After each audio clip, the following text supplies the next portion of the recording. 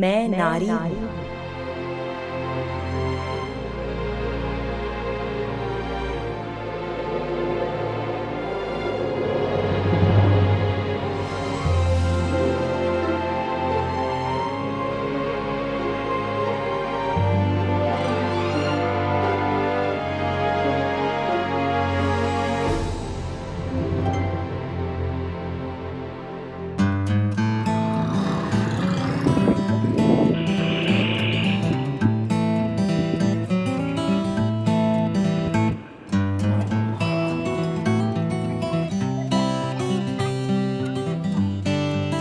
तो आज हम चलते हैं अपनी नेक्स्ट नारी के पास, उनके कहानी को एक्सप्लोर करने, उनके बारे में जानने के लिए।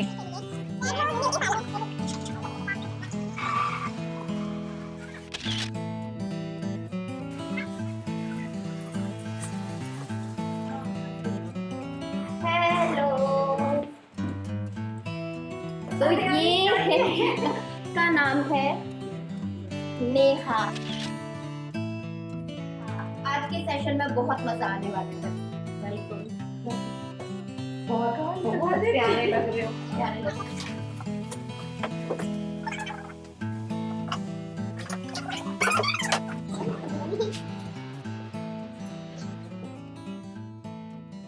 तो नेहा जी, अपने बारे में कुछ बताइए हम लोगों को। Hello, I am Neha from Bhopal और मैं यही आनंदगढ़ में रहती हूँ और मेरा सलून है पिछले 4 साल से और मैं इसी ब्यूटिशियन लाइन में पैटर्न मॉडल हाँ और मैं अपने लिए बिजनेस कर रही हूँ।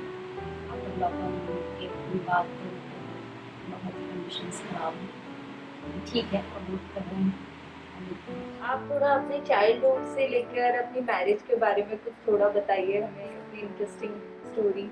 एक्चुअली मेरी शादी बहुत जल्दी हो गई थी। जल्दी मीन्स बालिका वधू 14 ईयर्स की उम्र में। एक्चुअली हम 5 बहन हैं, एक भाई है।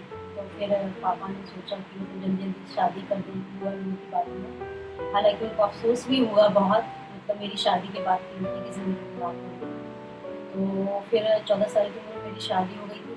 शहर की लड़की थी, गांव में चली गई थी, तो वो सारी चीज़ें फेस करना पड़ी और मतलब काफ़ी मुश्किलों का सामना करना पड़ा।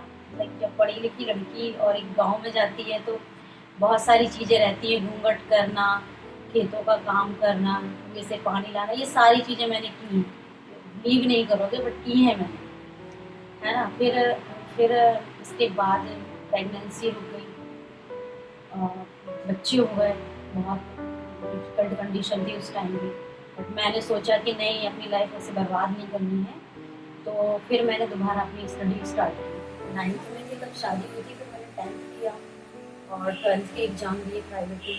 फिर इसके बाद में जो मेरे सास ससुर तो बहुत अच्छे थे, बट मेरी सास के और बाकी फैमिली वालों के अत्याचार मुझ पर बढ़ते गए। मतलब बहुत ही टॉर्चर करना, अड्डी तेल वेल की जो केरोसिन रहती थी उसको उठा के मेरे पर डाल देना, मारपीट करना, ये सब मैंने बहुत झेला है। हस्बैंड से मतलब मार खिलवाना, ये वो। तो फिर फाइनली मैंने सोचा कि अब यहाँ नहीं रहना। पापा को बोला तो पापा यही बोलते थे, बेटा बच्चे बच्चे। फिर एक दिन उन लोगों ने मतलब मेरे को पकड़ के बहुत मारा था, यानी कि फिर मैंने पॉइजन पी लिया, ठीक है। तो फिर भी कुछ नहीं, तो फिर पापा ने बोला ठीक है प्लॉट दिलवाता हूँ करके यहाँ पे।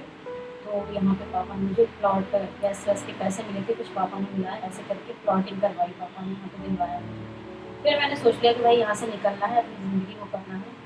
सारी ज्वेलरी बेची, 2 रूम बनाए और मैं यहाँ पे आके शिफ्ट हो गई। फिर हस्बैंड ने बोला कि तुम यहाँ आई हो तो तुम ही मतलब घर का पूरा करोगी। तो इसके बाद मैंने 500 से अपनी जॉब स्टार्ट की मंथली का। उस टाइम मेरे बच्चे बहुत छोटे थे, एनजीओ मतलब ज्वाइन कर लिया था उन्होंने, मेरी स्पीच देख के मुझे जॉब की थी सुनकर। तो फिर मैंने आई थिंक 5 साल मतलब वो जॉब की मैंने। फिर यहाँ पे आने के बाद पति का शक करना, थोड़ा सा क्या चेंज तो आता है जब बंदी बाहर निकलती है, तो पहनने में भी, बात करने में भी चेंजेस आते ही हैं। तो शक करना स्टार्ट कर दिया कि मायके में आके रह रही हो तो तुम्हारे यार दोस्त होंगे, ये होगा वो होगा। वो चीज़ कंडीशन मम्मी पापा को शिकायत करना है। हालांकि मेरी मम्मी के घर पे भी जाके 2-3 बार मारपीट की, लेट हो जाती थी जॉब पे से जाने में, तो ये सब चीज़ें फेस की। और ठीक है करके ऐसे कर करके मैंने दूसरी जॉब करी, तीसरी जॉब करी, फिर अपने आप को डेवलप करा, कॉलेज कंप्लीट किया अपना, है ना। फिर इसके बाद में मैंने कंप्यूटर वगैरह सारी चीज़ें मतलब जो जो मैं कर सकती थी वो की मैंने। सिलाई कढ़ाई सीखी, सब कुछ सीखा, वो नहीं जमा फिर मैंने पार्लर लाइन में करी, पार्लर सीख सबसे बड़े, हाँ पार्लर में फिर मैं सैलून में लाइन में आ गई। 8 साल मैंने वो जॉब करी है अपनी। 8 साल जॉब करने के बाद में मतलब मुझे काफ़ी प्रॉब्लम्स फेस करनी पड़ी। ऐसे कपड़े पहनती है, वैसे पहनती है, तो ये कर रही है, वो कर रही है। तो मैंने ये सोचा कि भाई मुझे कुछ करना है ना।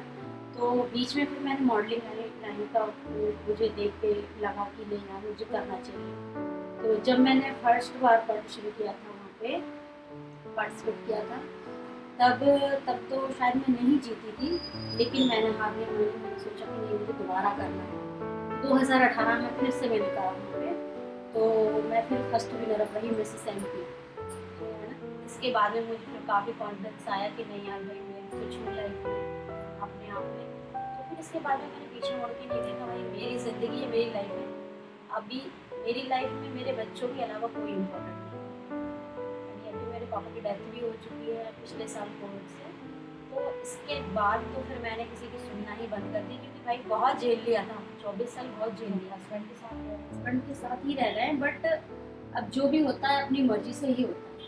मर्जी मीन्स अब ये पूछ के नहीं करते कि भाई यहाँ जा रहे हैं या वहाँ जा रहे हैं। जब गलत नहीं है तो फिर क्यों डरना, सीधी सी बात है ना। गलत नहीं है तो फिर क्यों डरना। छोटी छोटी चीज़ों में इससे बात नहीं करना, उससे बात नहीं करना, कपड़े नहीं पहनना, तो ये नहीं करना, तो इसके साथ नहीं जाना, कितनी सारी वो रहती हैं।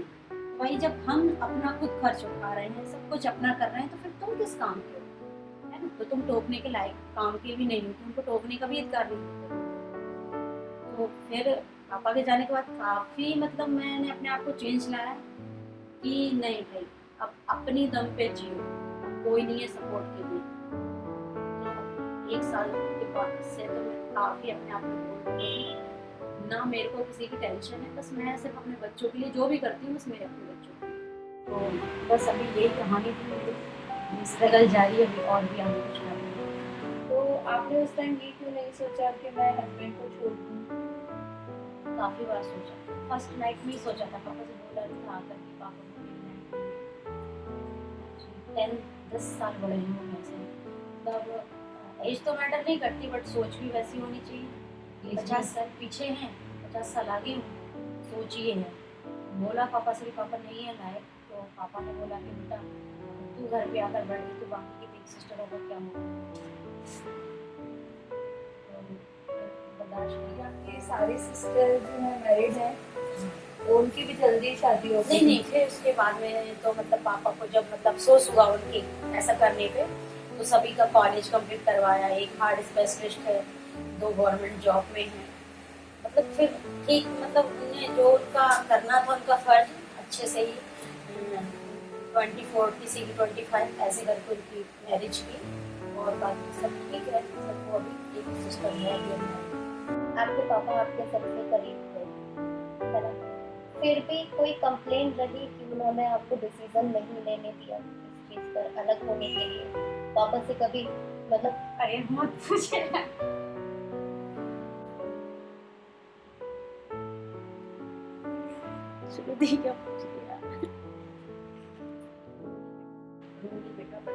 बस ये इसलिए ही कोशिश कर रहे हैं हम कि आपके जो मन में हो वो बाहर हो। जब इतनी दिक्कत सहने के बाद पापा ने अगर ऐसा कहा तो क्या।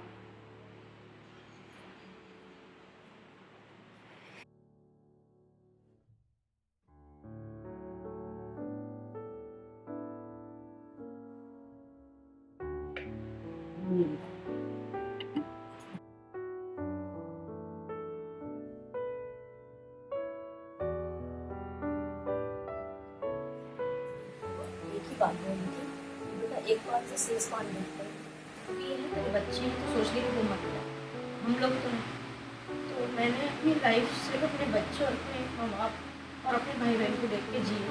कभी पति क्या होता है, पति का सुख क्या होता है, ये मेरी लाइफ में कभी मतलब मेरे को महसूस ही नहीं हुआ कि नहीं कोई सपोर्टेड है या कुछ है। जीती रही, ठीक है, बच्चे हैं, और बस इसके बाद में मतलब ठीक चल रहा था। पर पिछले साल जब पापा चले गए तो फिर मैं टूट गई कि अब कोई नहीं बचा। 1 साल से काफ़ी ज़्यादा डिप्रेशन में, टेंशन में। ठीक है, अब जो कुछ भी है बच्चे हैं बस। और अब पापा के जाने के बाद सारी जिम्मेदारी मेरी है, मेरी सिस्टरों को लेकर, मेरी माँ को लेकर। तो उनके जाने के बाद मेरी सिस्टर ये बोलती है कि दीदी आप पापा की जगह हो, क्योंकि भाई फैमिली को नहीं देखता। भाई आज छोटा है, सबसे छोटा है, 26 साल का है, बट उसने लव मैरिज की। तो लव मैरिज की तो कोई मैटर नहीं करता था लव मैरिज की, बट उसने आते से ही लाइफ में ऐसा पूरी ज़िंदगी मतलब हम लोग का फैमिली ख़त्म ही कर दी, ख़राब कर दी। मम्मी पापा को बोलती कि अलग रहो, सिस्टर नहीं आनी चाहिए घर पे, तो उसकी टेंशन में मेरे पापा 6 महीने के अंदर एक्सपायर हो गए। मतलब उस लड़की ने हमारा घर इतना बर्बाद कर दिया। तो वो मम्मी से बात नहीं करता, मुझसे बात नहीं करता। मेरे भाई को मैंने गोद में खिलाया, अपना दूध पिलाया, वो मुझसे बोलता है कि सबसे बड़ी दुश्मन तुम हो मेरी। तकलीफ होती है, ठीक है, हम लोग तो उससे बात भी नहीं करते ना, वो हमसे बात करता है। तो बाकी सिस्टरों के घर में कोई किसी का हस्बैंड खराब है, किसी को कुछ है, तो वो मेरे को कभी 2 बजे रात में कॉल करती, दीदी ये हुआ, दीदी वो हुआ। तो आज समझ में आता है कि पापा की तकलीफ झेलती है, तकलीफ में थे। और शायद वो, अगर मैं भी उनकी जगह होती तो शायद मैं भी यही बोलती अपनी लड़की को, या कि बेटा बर्दाश्त करो। आज जब मैं उनकी जगह बैठी हूँ तो मुझे एहसास होता है कि वो कितनी टेंशन में रहते थे। कभी इस लड़की का फ़ोन आ रहा है, कभी उसका फ़ोन आ रहा है, कभी घर की प्रॉब्लम, कभी जॉब की प्रॉब्लम, है ना। तो आज कहीं ना कहीं लगता है कि ठीक है, उनने अपनी जगह बैठ के जो भी किया ठीक किया, पर मेरी लाइफ तो हो गई खराब, है ना। नहीं, मैं अब तुरंत बोलती हूँ बहनों के लिए। तो आप जो नहीं कर पाई आपके पापा, नहीं, मैं तुरंत बोलती हूँ बहनों के लिए कि पढ़ी लिखी, हाँ, एट द टाइम अगर तुमको लग रहा है कि मत झेलो, तुरंत बोलती हूँ।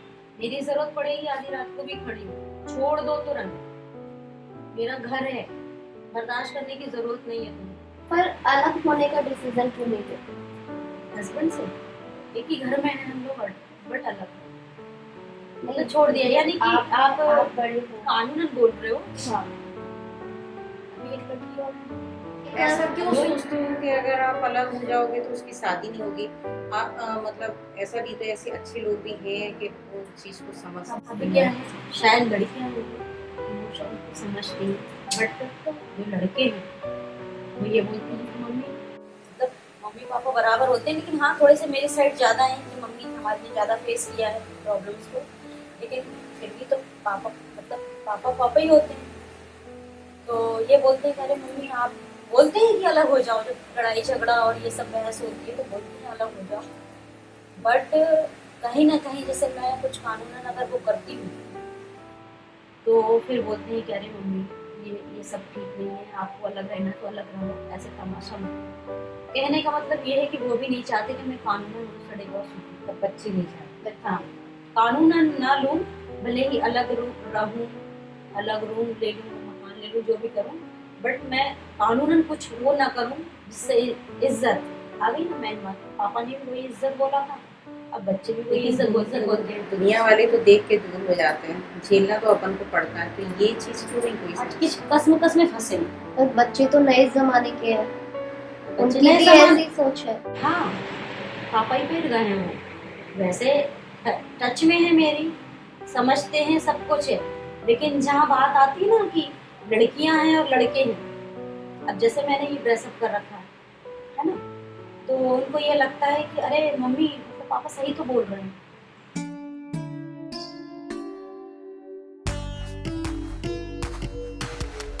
सोच तो उनकी भी वैसी है। हाँ, सोच इसलिए ऐसी है बेटा, वो दिमागी चीज को देख रहे हैं। की सोच ऐसी है, वो अपने माहौल में उसी में बड़े हो रहे हैं, तो ये फर्क आता है। समझते पर हैं ऐसा क्यों नहीं होता आंटी, वो अपने सिर्फ पापा से इतना इन्फ्लुएंस हो रहे हैं, लेकिन अगर हम यहाँ पे बात कर रहे हैं सोसाइटी का प्रेशर, सोसाइटी से लोग सीखते हैं, तो सोसाइटी बहुत मायनों में एडवांस भी हो चुकी है। सोसाइटी क्या है? हमने ये चैनल इसी एक नजरिए को सामने रख के किया है कि हर नारी दूसरी नारी से अलग है। शायद जो आपकी सिचुएशन है उसमें आपको दिक्कतें हैं, लेकिन ऐसी ही सिचुएशन में दूसरी औरतें भी है।